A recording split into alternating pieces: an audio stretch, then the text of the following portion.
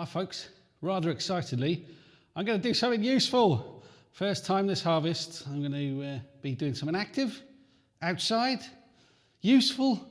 I'm still on one foot, but hey, look, I've been asked to do a job. Now if you look over to that is Salas Altas. That's where I stay when I come out to Spain to do my harvest with my good friend Adrian.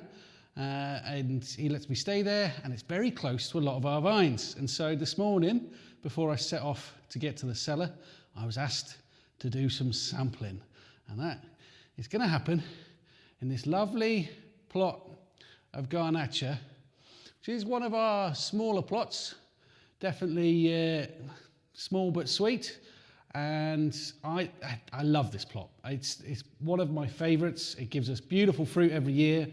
We have to be pretty tight on the pick windows because it can develop alcohol quite quickly, but that's why I'm here, to do some sampling so we can see when we need to pick it. Now, I wasn't expecting to be sampling today, so I haven't got anything with me. The phone call came in just as I was heading off to the cellar, but this is our Garnacha. This is on the way to the cellar, so needs must. And I think I'm probably the first person in Spain to be using a Buxton water bottle, remnants from my trip over here.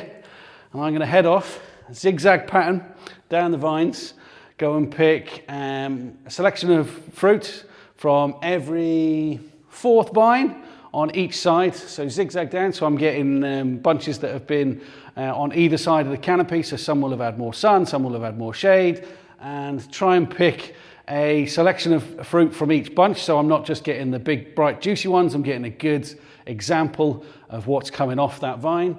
And then by the time I've got to the other end of the row, I should have filled my Buxton bottle up, and that will give us a rough idea of what to expect from this plot in terms of acidity, sugar, and as I go I will be tasting them to see whether I think we've got the flavours ready. So here goes.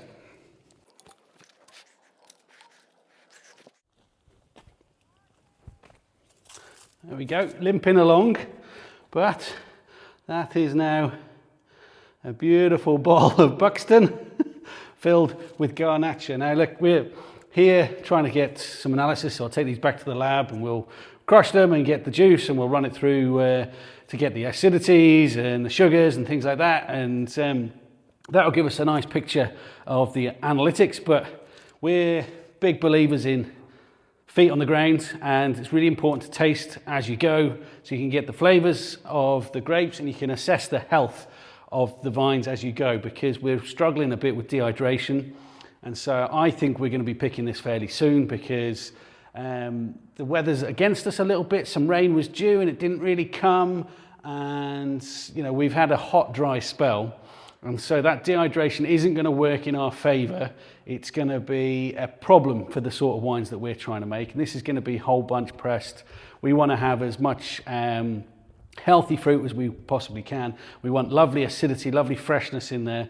And so when I'm trying these grapes, I'm making sure that I try stuff from all over the bunch so I can get a good picture of what's going on. And I'm looking at the seeds, looking at the skin, looking at the health. And overall, I'm pretty excited about this. This is one of our better plots, as I said earlier. And this is one of the potential inclusions in our Passotismo range. We don't like earmarking grapes for specific wines too early. We just want to make them into the best wines they can be and then see where they end up during the next 12, 18 months. But at the moment, I'm very excited. They taste great, they look good, and I think a little bit cooler weather today and tomorrow might mean we're probably picking around Thursday. Lovely.